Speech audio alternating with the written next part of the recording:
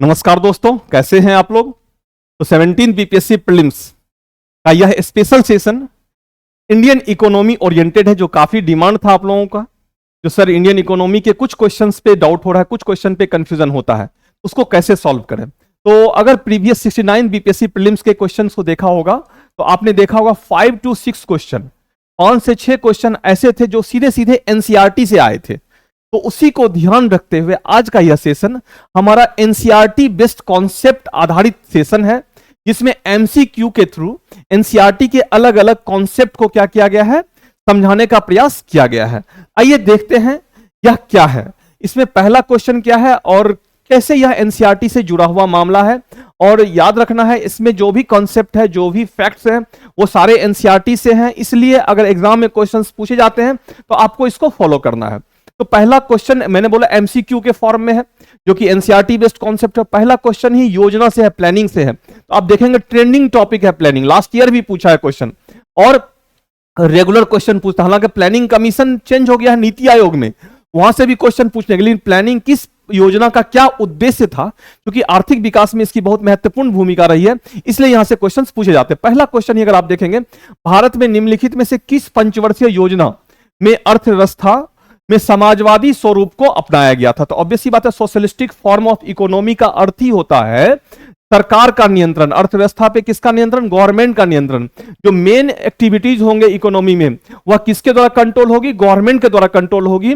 और जो private institution होंगे, जो निजी संस्था होगी, वह सरकार के अनुसार वर्क करेगी, सरकार के गाइडलाइंस में काम करेगी। Means all economical activities are run by government, controlled by government. General meaning होता है समाजवादी स्वरूप का यही। तो ऑब्वियस सी बात है, इसका ऑप्शन है दूसरी, तीसरी, पांचवी और पहली। तो दूसरी पंचवर्षीय योजना में देखेंगे आप, इसका सही उत्तर होगा। क्यों? क्योंकि जो बड़े भारी उद्योगों की स्थापना हुई थी, हैवी इंडस्ट्रीज बने थे, जो अर्थव्यवस्था के आधार होंगे, वह किसके कंट्रोल में बने थे? वह गवर्नमेंट के कंट्रोल में बने थे। जबकि जो निजी संस्था थी वह सरकारी संस्था के पूरक इकाई के रूप में काम करेगी। तो इसका सही उत्तर क्या होगा? दूसरी पंचवर्षीय योजना, क्योंकि इस योजना में भारत में आयरन स्टील इंडस्ट्रीज की स्थापना हुई थी। आइए देखते हैं इसका एक्सप्लेनेशन और क्या कहता है। चूंकि ध्यान रखना है, ये जो कॉन्सेप्ट है सारे एनसीईआरटी से लिए गए हैं, इसलिए एक्सप्लेनेशन का भी कोई पॉइंट आपके क्वेश्चन का पार्ट हो सकता है। जैसे आप क्या देख रहे हैं, द्वितीय पंचवर्षीय योजना का समाजवादी स्वरूप का आधार तैयार करने का प्रयास किया गया। ठीक है, in the second 5-year plan an attempt was made of prepare to basis of the socialistic form of economy. ये सही है, क्योंकि क्यों? क्योंकि हैवी इंडस्ट्री सरकार के नियंत्रण में था। फिर द्वितीय पंचवर्षीय योजना में अर्थव्यवस्था में समाजवाद के पथ पर अग्रसर करने के लिए निर्णय लिया गया कि सरकार अर्थव्यवस्था में बड़े तथा भारी उद्योगों पर नियंत्रण रखेगी। इसका अर्थ था कि राज्य उन उद्योगों पर पूरा नियंत्रण रखेगा जो अर्थव्यवस्था के लिए महत्वपूर्ण थे। मींस जितने भी हैवी इंडस्ट्रीज थे वह किसके द्वारा कंट्रोल होंगे? वह सरकार के द्वारा कंट्रोल। निजी क्षेत्र की नीतियां सार्वजनिक क्षेत्र की नीतियों के अनुरूप होगी, अर्थात जो प्राइवेट सेक्टर होंगे, सरकार जो कहेगी उसके अनुरूप ही प्राइवेट सेक्टर की भागीदारी होगी अर्थव्यवस्था में। यह किस पंचवर्षीय योजना की विशेषता है? यह सेकेंड 5-year प्लानिंग की विशेषता। मैंने बोला हो सकता है क्वेश्चन में आपका यह स्टेटमेंट हो और उसके बाद दिया रहे जो निम्न में से किस योजना की विशेषता थी, प्रथम, दूसरी, तीसरी और चौथी। तो आपका आंसर क्या होगा? दूसरी पंचवर्षीय योजना। तो यह एक्सप्लेनेशन, यह लैंग्वेज, ये सारे किसके हैं? यह एनसीईआरटी के हैं, इसलिए इसको आपको ध्यान रखना होगा। आइए दूसरा क्वेश्चन देखते हैं, यह भी बड़ा इंटरेस्टिंग है। क्या है यह? डॉक्टर डी के कर्वे समिति का संबंध। डॉक्टर डी के, यह भी एनसीईआरटी में लिखा हुआ है, ध्यान रखना है, इसलिए यह क्वेश्चन इंपॉर्टेंट है। और ऐसे कुछ सरप्राइजिंग क्वेश्चंस आपके एग्जाम में आते हैं जब आप कंफ्यूज कर जाते हैं, अच्छा ये समिति कौन सा था भाई, कहां पढ़ा था। क्योंकि यह समिति एनसीईआरटी है और यह पहला समिति था किसके ऊपर? लघु उद्योग के विकास के ऊपर, स्मॉल इंडस्ट्रीज के डेवलपमेंट को लेकर के आफ्टर इंडिपेंडेंस यह पहली समिति बनी थी, इसलिए यह इंपॉर्टेंट। हालांकि इसको लेकर के, इसके पैरामीटर को लेकर के बहुत सारी चीजों में बदलाव हो गया है, लेकिन चूंकि यह पहला था, एनसीईआरटी लिखता है, इसलिए हमारे एग्जाम पॉइंट ऑफ व्यू से क्या है यह इंपॉर्टेंट। डॉक्टर डी के कर्वे समिति का संबंध किससे है? लघु उद्योग के विकास से है। ऑप्शंस होंगे आपके, भुगतान संतुलन, बैंकिंग क्षेत्र के निजीकरण, सार्वजनिक उपक्रमों के विकास। तो आप कंफ्यूज कर सकते हैं, लेकिन इसका सही उत्तर क्या होगा?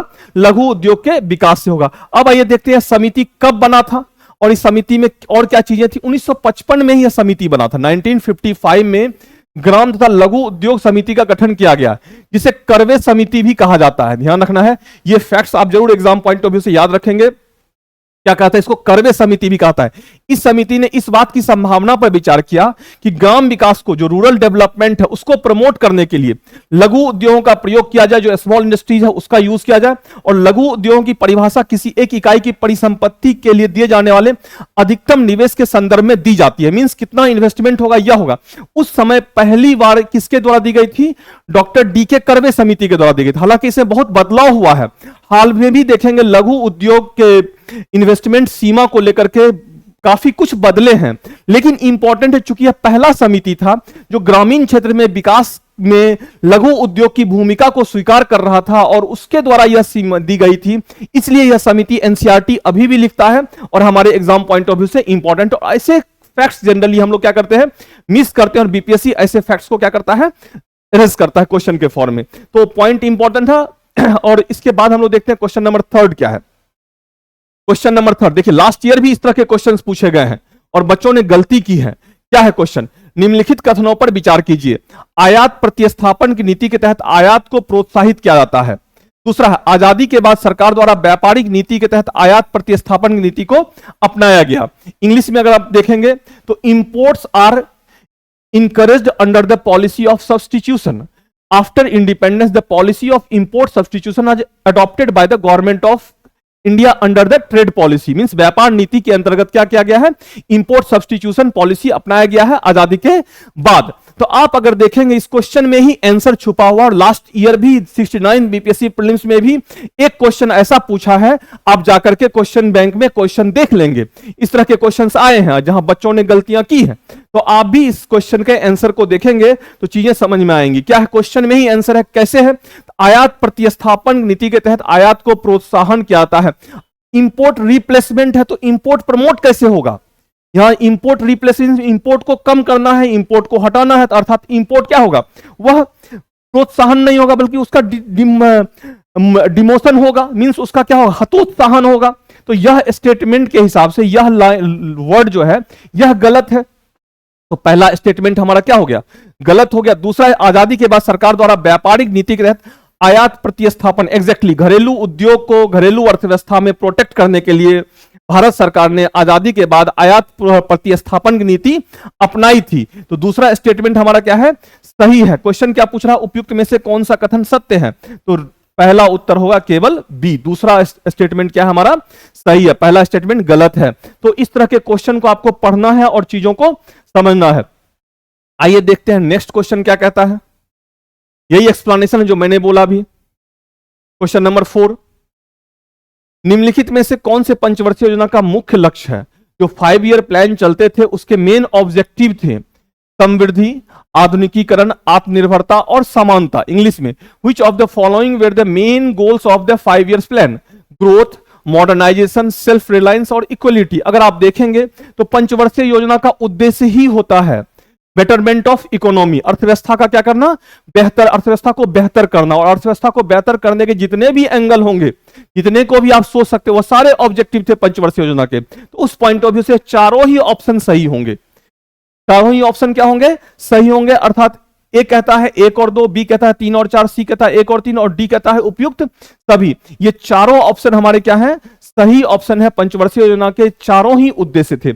आप देखेंगे 5 ईयर प्लान से रेगुलर क्वेश्चंस आता है, और 5 ईयर प्लान के रेगुलर क्वेश्चंस में जो प्लानिंग के उद्देश्य को तो पढ़ना ही पढ़ना है, साथ ही साथ इसके कुछ कॉन्सेप्चुअल एस्पेक्ट्स को जो हम लोग इस एमसीक्यू के फॉर्म में क्या करेंगे? डिस्कस करेंगे और उसको समझेंगे, जो आपके एग्जाम पॉइंट ऑफ व्यू से काफी इंपॉर्टेंट होगा। आइए देखते हैं इसका एक्सप्लेनेशन भी क्या लिखा हुआ है। पंचवर्षीय योजना के मुख्य लक्ष्य समृद्धि, आधुनिकीकरण, आत्मनिर्भरता और समानता थे, जो मैंने बोला अभी। Question number 5, next question. 1990 के दशक में भारत ने वित्तीय संकट के समय किन अंतरराष्ट्रीय संस्थाओं से ऋण प्राप्त किया? एग्जैक्टली जो हमारे इकोनॉमिकल क्राइसिस आया था in the 1990s, India received loans from which international institution at the time of financial crisis? अब ऑप्शंस है, अंतरराष्ट्रीय मुद्रा कोष IMF इसको कहते हैं, international monetary fund, bank of America, यह अमेरिका का एक बैंक है, एशियन डेवलपमेंट बैंक, एशियाई विकास बैंक, और चौथा है वर्ल्ड बैंक। वर्ल्ड बैंक यही वर्ल्ड बैंक है जो अलग अलग फिनेंशियल इंस्टीट्यूशन, जिसमें आईबीआरडी है, आईडीए है, आईएफसी है, मिग्गा है, आईसीएसआईडी है, इससे मिलकर बना हुआ है यह। तो ये वर्ल्ड बैंक है। तो ड्यूरिंग फिनेंशियल क्राइसिस भारत सरकार ने किन संस्थाओं से लोन लिया था, यह इंपॉर्टेंट है। आप देखेंगे चूंकि यह फिनेंशियल क्राइसिस था, ऑब्वियस सी बात है इसके लिए अंतरराष्ट्रीय संस्था, कोई देश, किसी देश का इंडिविजुअल बैंक, जैसे बैंक ऑफ अमेरिका, यह जैसे भारत का एसबीआई है, वैसे अमेरिका में बैंक ऑफ अमेरिका है, ऐसा कोई देश है इस तरह से लोन नहीं देता है। इस फिनेंशियल क्राइसिस को सॉर्ट आउट करने के लिए इंटरनेशनल इकोनॉमिक ऑर्गेनाइजेशन ही पहल करती है, जिसमें था अंतरराष्ट्रीय मुद्रा कोष आईएमएफ और विश्व बैंक। 1 और 4 ऑप्शन जो होगा हमारा वह क्या होगा, सही होगा, मींस डी।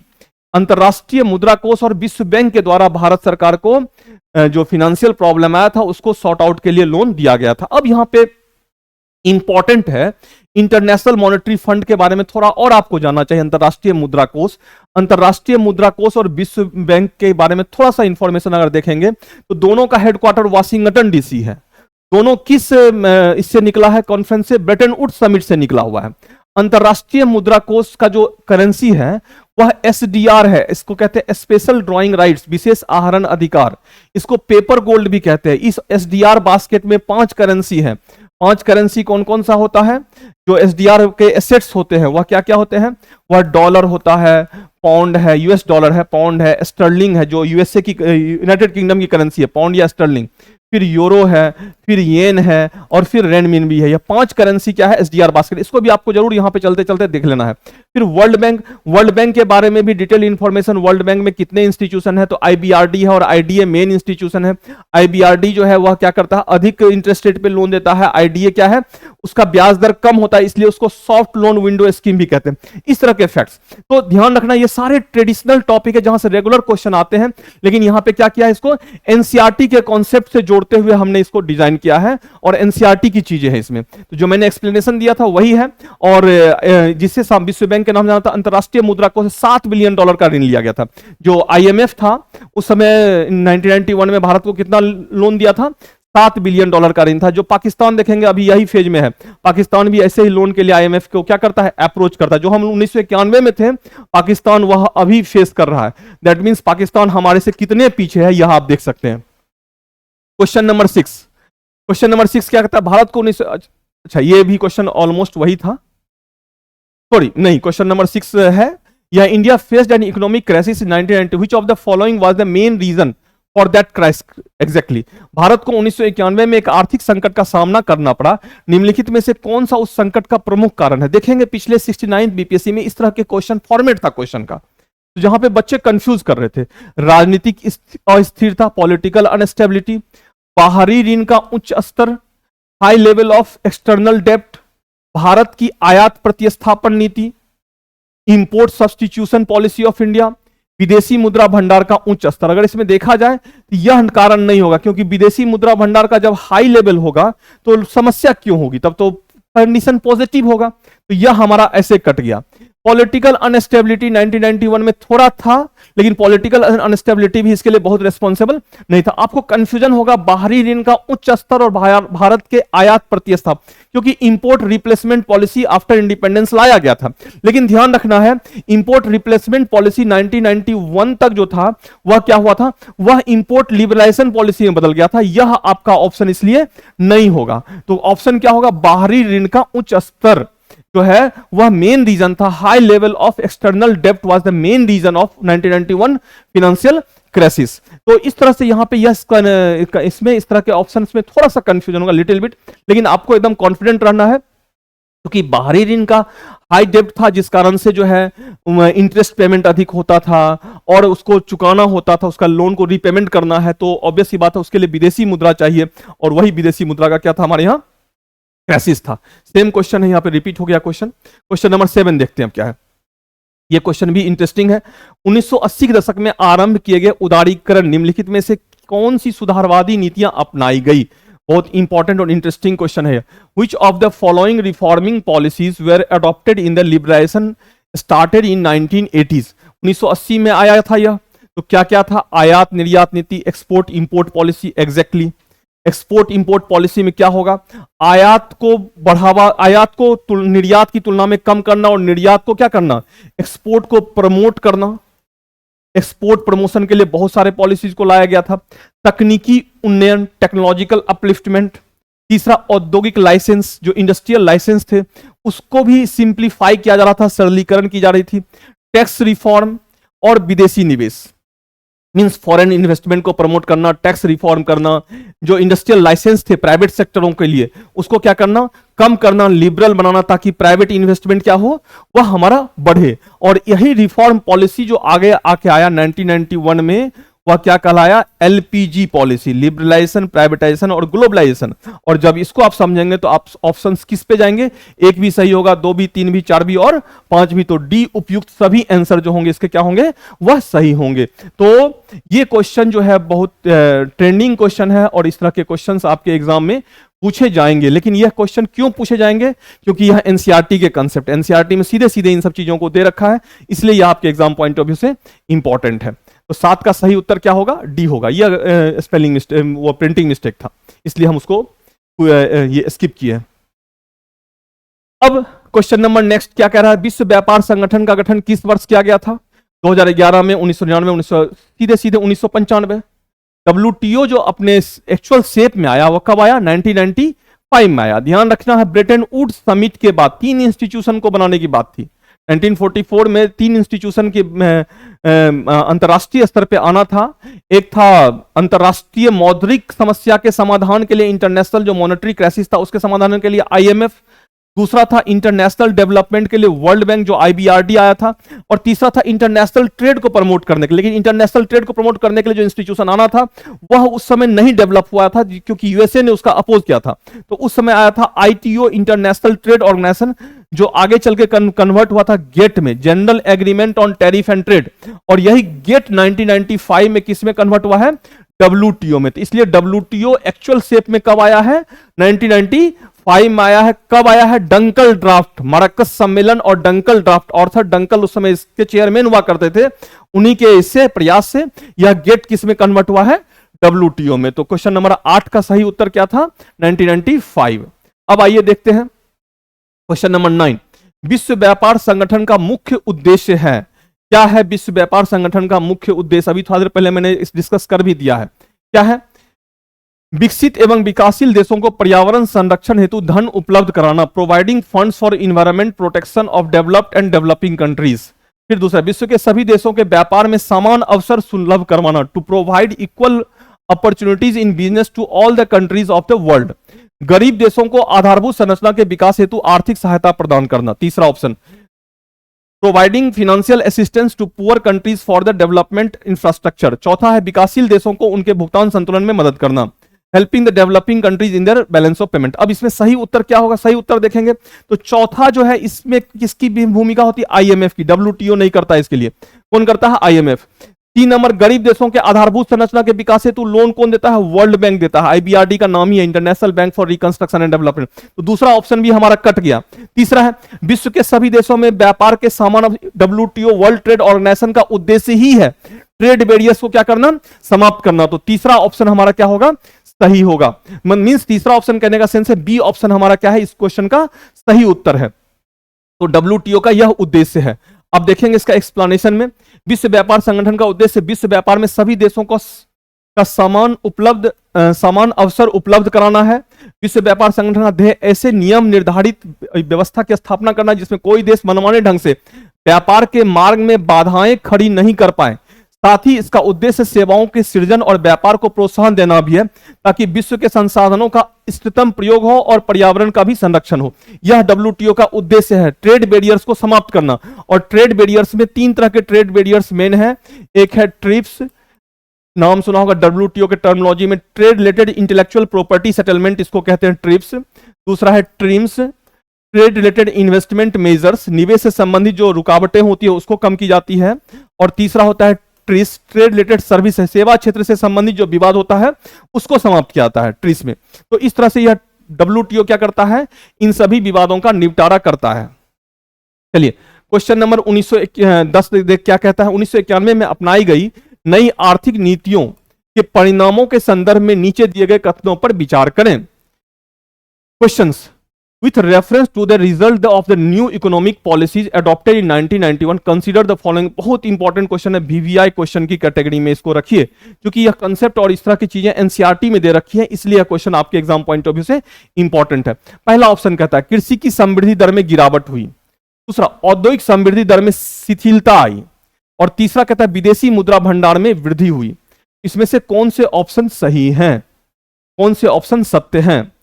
तो ऑब्वियस सी बात है, क्वेश्चन नंबर यह क्या कहता है, 1991 में आर्थिक नीति जो अपनाई गई है उसके आउटकम्स क्या हैं, उसके रिजल्ट क्या हुए? तो विदेशी मुद्रा भंडार में तो वृद्धि हुई ही है, यह सही है। तो तीसरा ऑप्शन हमारा सही दिख रहा है। तो 3 3 3 3 2 के साथ है और एक में है नहीं, तो ए हमारा ऐसे हट गया। अब बी, सी या डी में से कोई एक होगा।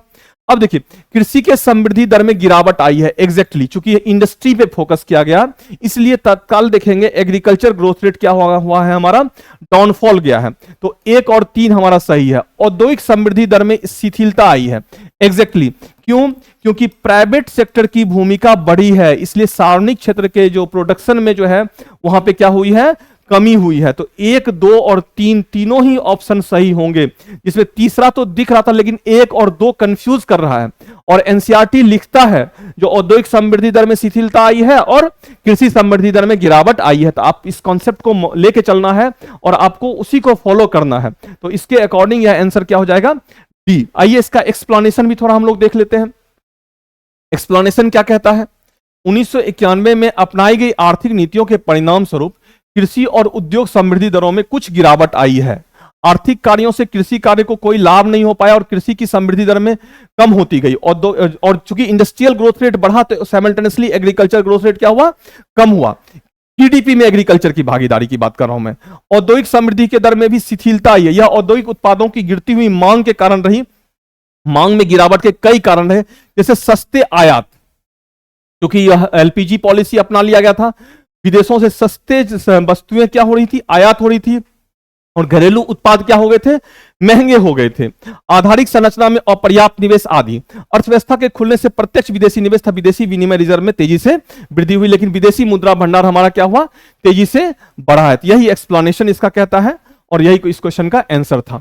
अब देखिए सेन सूचकांक, अमर्त्य सेन को लेकर के यह भी एनसीईआरटी लिखता है, का संबंध किससे, निर्धनता से, भ्रष्टाचार से, बेरोजगारी से और शिक्षा से। तो इसका सीधा सीधा उत्तर किससे होगा, poverty. Sen index related to poverty, किससे है, पॉवर्टी से। निर्धनता के आकलन की सरकारी विधियों की सीमाओं का अनेक विद्वानों ने वैकल्पिक विधियों का प्रयोग करने का प्रयास। निर्धनता के आकलन नोबेल पुरस्कार विजेता अमर्त्य सेन एक सूचकांक विकसित किया जिसे सेन सूचकांक कहते हैं, और इसके आधार पर क्या किया गया था, इंटेंसिवनेस ऑफ पॉवर्टी, गरीबी गहनता मेथड डेवलप किया गया था। इंटेंसिवनेस ऑफ पॉवर्टी का अर्थ हुआ क्या, गरीब में गरीब कितना है, गरीबी कितना है। जैसे मान लीजिए हमारे यहाँ ग्रामीण क्षेत्र में, रूरल एरिया में 2400 कैलोरी से कम जिसको मिलता है वह गरीब है, लेकिन कोई जरूरी नहीं है 2400 कैलोरी से अगर कम मिलता है तो 2300 कैलोरी ही सबको मिल रहा होगा।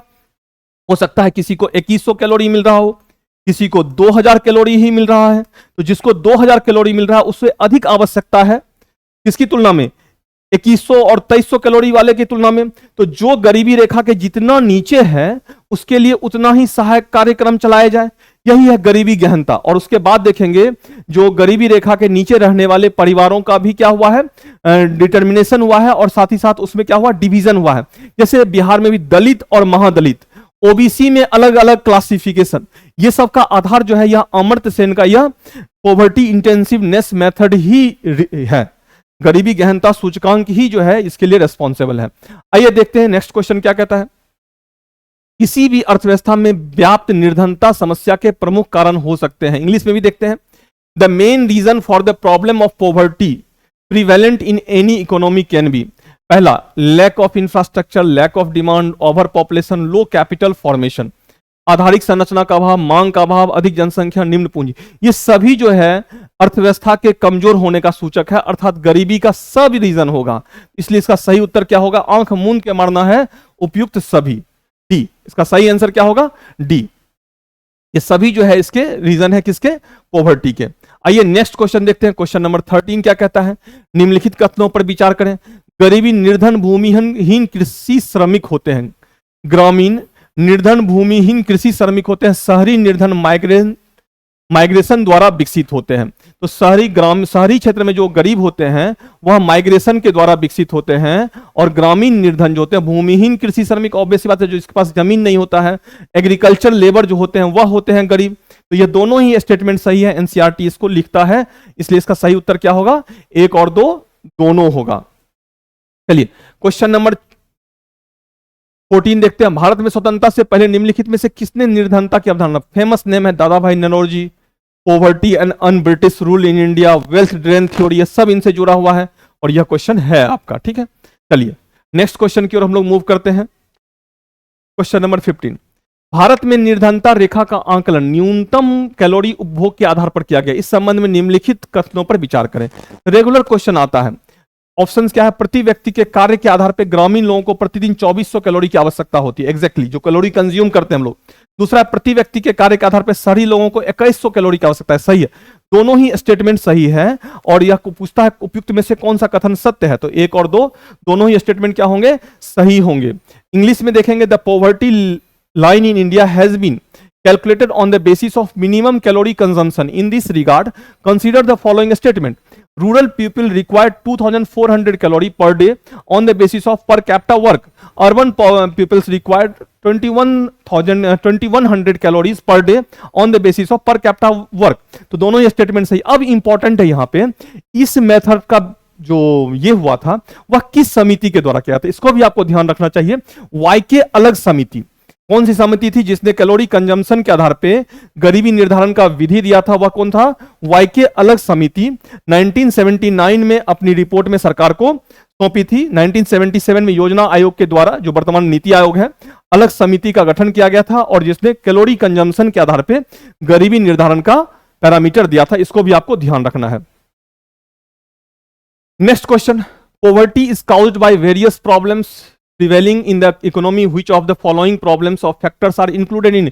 निर्धनता अर्थव्यवस्था में व्याप्त विभिन्न समस्याओं के कारण होती है, निम्नलिखित में से कौन से समस्या घटक इसमें शामिल हैं? तो ऑप्शंस आर, निम्न पूंजी निर्माण, मांग का अभाव, आधारिक जनसंख्या का दबाव, सामाजिक कल्याण संबंधी व्यवस्था का अभाव। तो इसमें जो ऑप्शंस होंगे आपके वह सी ऑप्शन सही होंगे, 1 2 3 4 5, 1 2 3 4 5 सारे ऑप्शंस जो है, सारे जो है यहाँ कहाँ है, सी में। ध्यान रखना है जितने भी ऑप्शन है सब सही है, लेकिन यह डी ना होकर के जनरली क्या होता है, उपरोक्त सभी सारे जो होते हैं हम लोग डी में देखते हैं, लेकिन आपके एग्जाम में ऐसे हो सकते हैं सी में ही सारा हो, डी में कोई और सिलेक्टिव हो, तो आपको ध्यान रखना है। तो इसके सही उत्तर क्या हो जाएंगे, सी हो जाएंगे। सारे ऑप्शंस क्या है, यह सही है। आइए देखते हैं नेक्स्ट क्वेश्चन। नेक्स्ट क्वेश्चन क्या कहता है, हरित क्रांति के संबंध में निम्नलिखित कथनों पर विचार करें। जो ग्रीन रिवॉल्यूशन का नाम आपने सुना होगा, पॉपुलर टॉपिक है, रेगुलर यहां से क्वेश्चंस आते हैं। इस क्वेश्चन के भी आंसर में, क्वेश्चन में ही आंसर छुपा हुआ है, क्या है, consider the following statement regarding green revolution. It reduce the geographical bond distance. दूसरा, the gap between small and big farmers increased, this increased poverty in some areas. Exactly, देखिए यहां पे दूसरा और तीसरा ऑप्शन हमें सही दिख रहा है, छोटे और बड़े किसानों के बीच फासला बढ़ा है, क्योंकि हरित क्रांति से बड़े किसान अधिक बेनिफिशियल रहे as compare to small farmers के।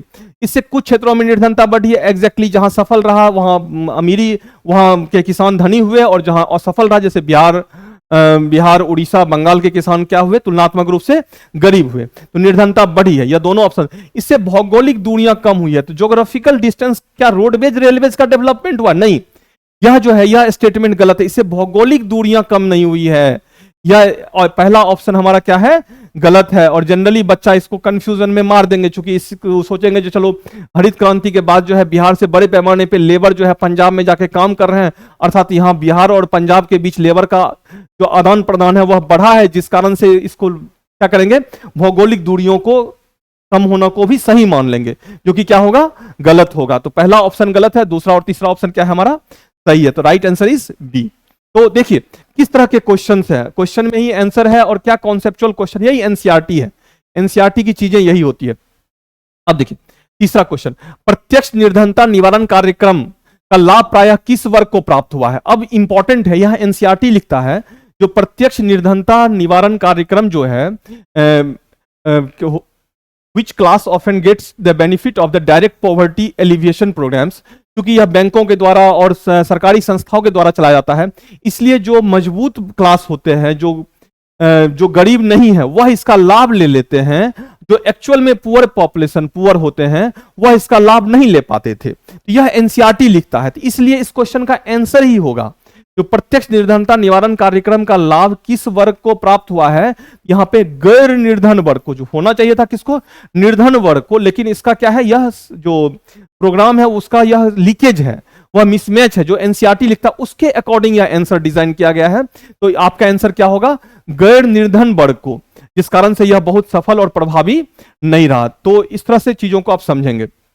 यही है, भारत में भूमि तथा परिसंपत्तियों के वितरण संबंधी विषमताओं कारण प्रत्यक्ष निर्धनता निवारण कार्यक्रम का लाभ प्रायः गैर निर्धन वर्ग के लोग उठा लेते हैं, क्योंकि यह सरकार और बैंक अधिकारियों द्वारा चलाए जाते हैं, जिसमें और सरकार और बैंक अधिकारियों के द्वारा चलाए जाते थे, जिसमें जो गरीब लोगों में चेतना और प्रशिक्षण का अभाव होता है, और जिस कारण से वह क्या करते हैं, अमीर लोग इसका लाभ ले लेते थे। इसलिए अभी वर्तमान समय में भारत सरकार के द्वारा क्या किया गया है, डायरेक्ट बेनिफिट ट्रांसफर जो डीबीटी प्रोग्राम है, जनधन आधार मोबाइल से लिंक करना और सब्सिडी को डायरेक्ट बेनिफिशियरी तक क्या करना, पहुंचाना।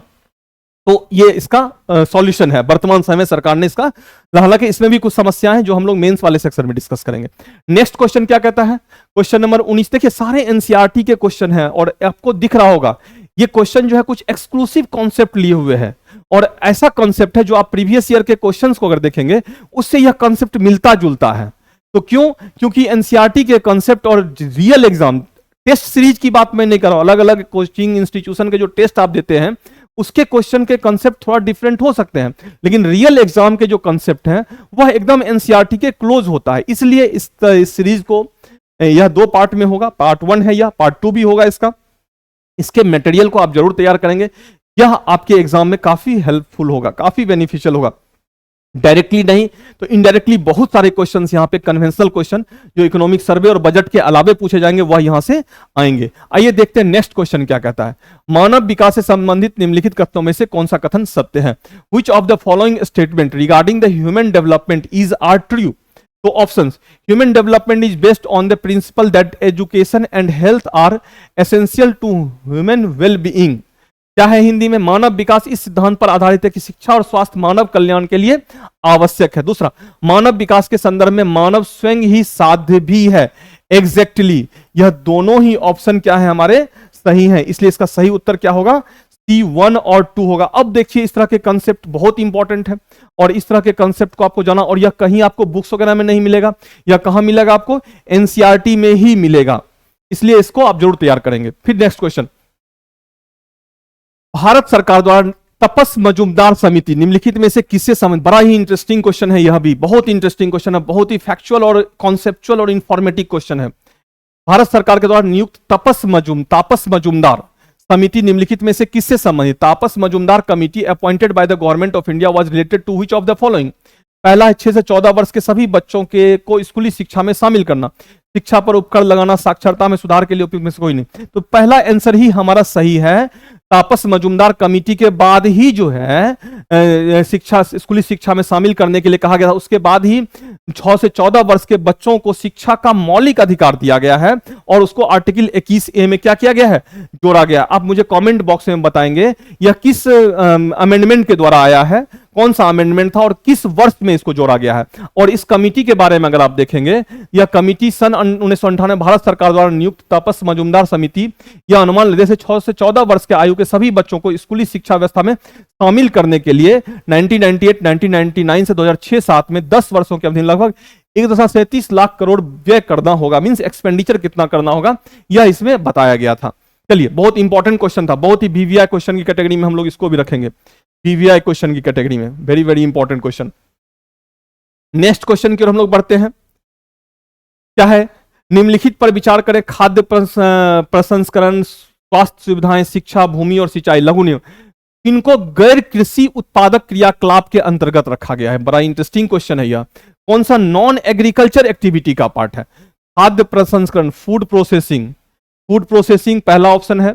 दूसरा, प्राइमरी सेक्टर और एग्रीकल्चर अलग है, ध्यान रखना दोनों चीजों को। स्वास्थ्य सुविधाएं, शिक्षा, भूमि और सिंचाई, लघु विनिर्माण। इसमें सीधे सीधे मुझे दिख रहा है भूमि और सिंचाई जो है ये कृषिगत का एक्टिविटीज हैं और रिमेनिंग जितना है खाद्य 2, 3 और 5, यह क्या है, यह आपका नॉन एग्रीकल्चर प्रोडक्ट एक्टिविटीज में शामिल है। तो 1, 2, 3 और 5 इसका क्या होगा, सही उत्तर होगा, 4 को छोड़ करके। आइए देखते हैं क्या यह सही आंसर है। एग्जैक्टली यह सही आंसर है।